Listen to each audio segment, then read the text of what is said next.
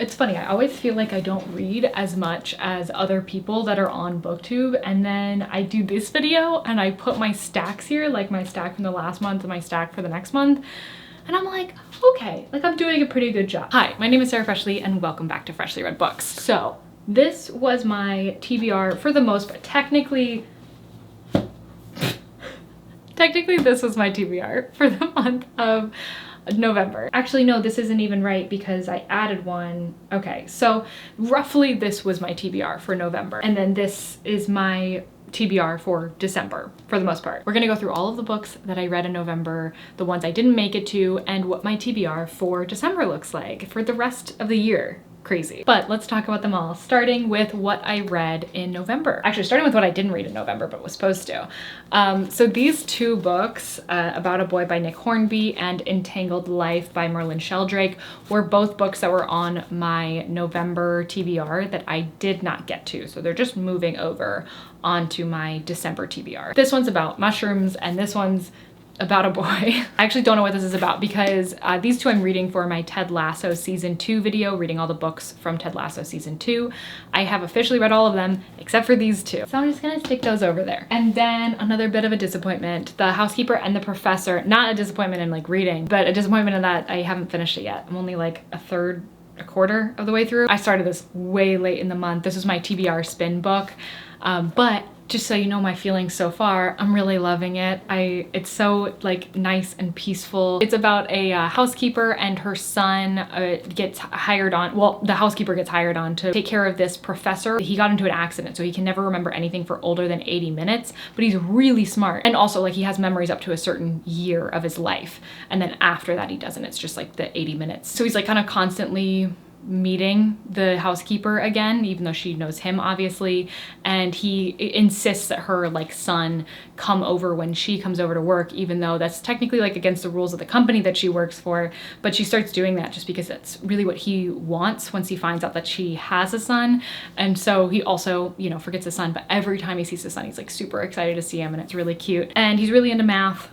He's teaching them some like math stuff, and that's actually pretty enjoyable. I'm not like a huge math person, but it is, I love reading about people that are passionate about something, and he's clearly passionate about math. So that is continuing on to this month's TBR. Then I feel like I should go in some sort of order. So these next couple of books I read for a video. I did a reading vlog that was reading books that have cults in them or are about cults in some way. Bret, Easton, Ellis's The Shards kind of snuck its way in there because I was supposed to read it in October and I still had 100 pages left going into November.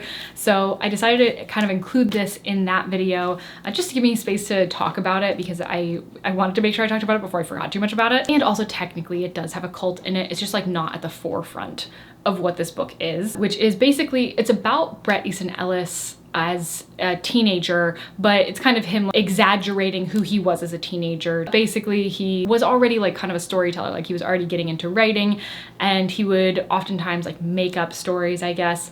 And his character in this like really does that. There's a large emphasis on like who you portray yourself to be. Maybe they're going through these internal changes, but they don't really want to show them because they don't want to rock the boat too much. And they're just waiting for their chance to be able to show them to new people. So yeah, I like this one. It was a lot to get through. There's so much more that I didn't even talk about. The serial killer aspect to it, the cult, of course. If you want to know more of my thoughts about it, I talk about it in my cult reading vlog. But overall, I did enjoy it. It was just a tough read because there's a lot of gore in it. And there's a lot of like uncomfortable moments and like feelings of dread and a lot of feelings that are kind of hard to sit with for long periods of time, and for it being a pretty long book and also heavy. Can I just say that this book has like weight to it? Okay, and then for that video I also read The Last Housewife by Ashely Winstead. I'm gonna say the same thing for all four of these books, The Shards, this one, as well as Cultish and Rouge.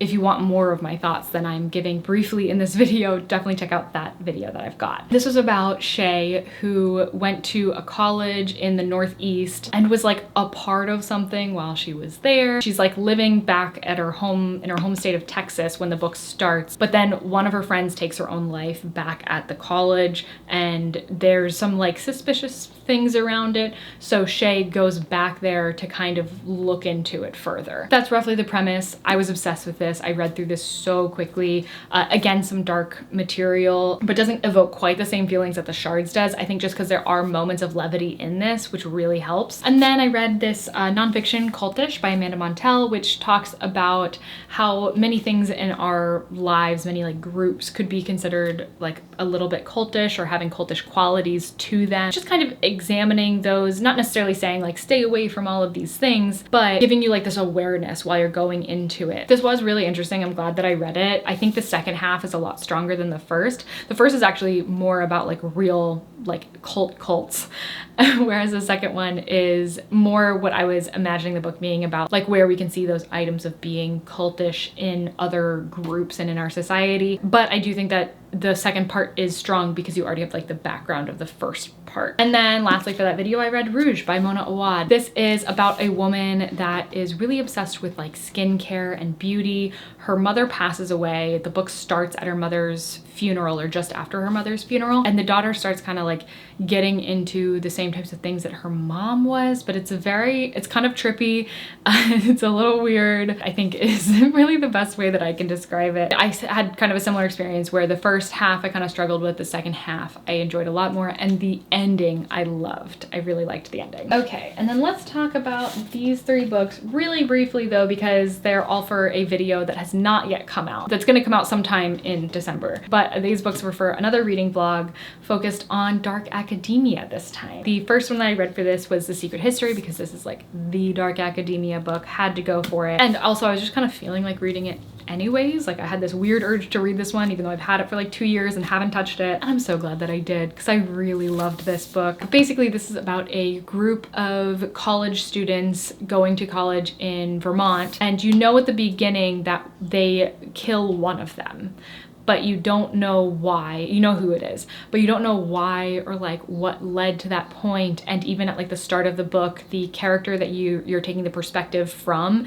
is not really in that group yet. He's like just getting to the school and everything. So it's interesting to see that progression. I was going through a lot in the middle. I was going through a lot of emotions. Also, this is like funny. Like I was laughing at certain moments, which I don't think I've ever heard anybody talk about, but there's like a bit of humor to this, and it's kind of like dry and sarcastic at times, but it's just like, it wasn't something I expected, and I was really, really happy about it. And then I read The DaVinci Code by Dan Brown, which is technically a dark academia book. I did not realize, which kind of makes sense because the main character, Robert Langdon, who this is the second book in a series that follows him actually. That character is a professor. So even though this for the most part takes place in France, there are flashbacks to where he teaches in the US, I think. So you're still getting like kind of that academia aspect, but it's basically like this big treasure hunt. It involves secret societies and a lot of like clues leading to different things and like little reveals and everything. I got through it quickly, but it didn't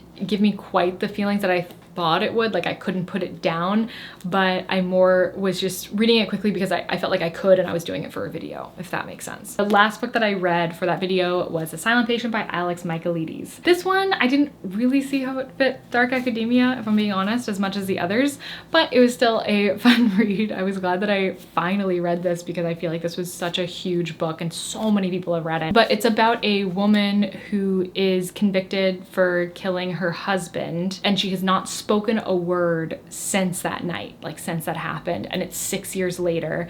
And then you're seeing a man, Theo, who is a psychotherapist. Yeah, a criminal psychotherapist, and he is going to work for the place that the woman Alicia is in. Yeah, it was good. I feel like there was a good like steady bit of reveals that happened throughout. The ending I did kind of guess, but I still think like just because I guessed it, it doesn't mean that it wasn't like a good reveal. It was still definitely like enjoyable to read. Oh, and this one was not initially on my TBR for November. I just picked it up because I wanted 3 books in the Dark Academia vlog, and this is the one that I ended up picking for it. Also, a book that I don't have right here, I'm now realizing, is The Bluest Eye by Toni Morrison, which I had on my TBR, as well as another Toni Morrison, Sula. I read half of The Bluest Eye and I didn't read Sula. I wanted to be a part of this like Toni Morrison reading group that is going through 7 of her books, but I really overestimated my ability to keep reading while I'm in school, like while I'm doing schoolwork and also like my full-time job and everything. And I think especially reading books that aren't like super easy reads, I've been having a much harder time with that. So I kind of decided that I wasn't going to do the Toni Morrison read along anymore. I do want to finish The Bluest Eye, so technically that's also on my TBR for this month. It's on my bookshelf behind me. And along the same lines of being a disappointment, War and Peace, I was supposed to read 250 pages, I think, this month. I think I read maybe 15, somewhere between like 15 and 30 pages of this. So nowhere near what I wanted to. That's where I'm at right now in the entire thing. And that does mean, of course, that I'm gonna be aiming to read just under 500 pages of this in December. I don't know how realistic that is. It's probably just not, but I would really like to finish this in 2023. So War and Peace is continuing on to my December TBR. This is, of course, Tolstoy Together. I'm reading these at the same time because this is like kind of a walkthrough of 85 days reading War and Peace. And then I also read Letters to a Young Poet. This was one of the books from the Ted Lasso season 2 reading video. So was the DaVinci Code. I didn't say that. Letters to a Young Poet, I actually really loved this. This was really cute. There were some quotes that I didn't realize were Rilke until I was reading this, so that was kind of cool. It's just kind of like nice advice, basically. These are quite literally letters to a young poet. So they're kind of filled with advice. They're a little bit inspirational, a little bit motivational, and do kind of make you want to, I don't know, do something, right? Or whatever else. And then I did also read The Golden Spoon, which I think I was considering DNFing at the end of October, but I said that I might finish it in November. I did end up finishing it. And that is the book that's kind of billed as being this like Great British Bake Off murder mystery. I don't think that it was really all that good. There was nothing really like thrilling or like that would pique your interest about like the mystery of it all. For most of the book, like nothing even really happens for a lot of it. Nothing substantial anyway. The ending was cute though.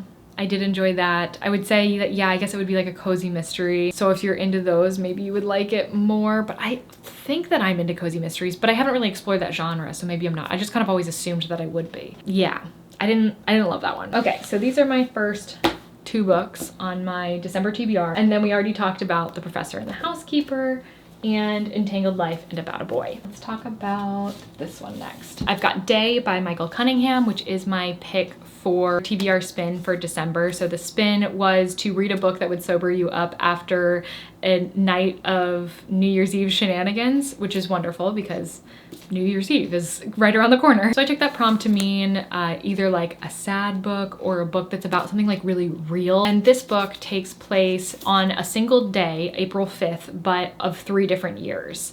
And that's 2019, 2020, and 2021. So through lockdown. And I feel like that probably fits the prompt. I don't really know. This was sent to me by Random House Publishing, and it sounds like a really interesting premise, so I'm excited to read it. And actually, let's go from there to North Woods, because this was also sent to me by Random House Publishing. I don't remember what this is about at all, but I just know that everybody's been loving it, and so I really want to read it. And then I'm planning on doing another reading vlog where I attempt to read romance books and find one that I like. So I picked a couple romance books to put on the list. The first one is The Boyfriend Candidate by Ashely Winstead. I have no idea what this is about, but it's Ashely Winstead, who, I don't know if you remember, but I talked about her earlier with The Last Housewife. She wrote that book. I've read all of her thrillers at this point. She's got 2 romance novels. This is one of them.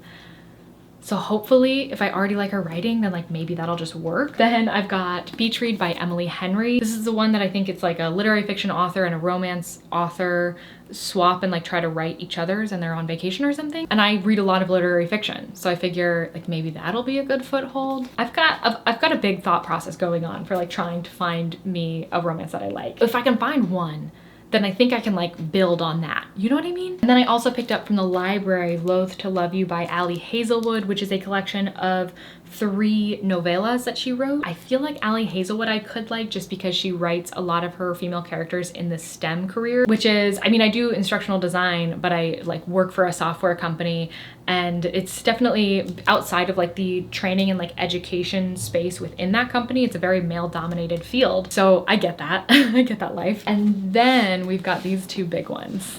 which are a little out of character for me. The first one is Fourth Wing. Sorry, I'm very excited. I've already started this one and I'm loving it so far. I'm having so much fun reading it. I have not had this much fun reading a book in a long time. Well, that's maybe not true, but I've not had this much fun reading a fantasy book in a very long time. And I want to get back into fantasy so badly. And everybody has been talking about Fourth Wing and Iron Flame, the second book that just came out.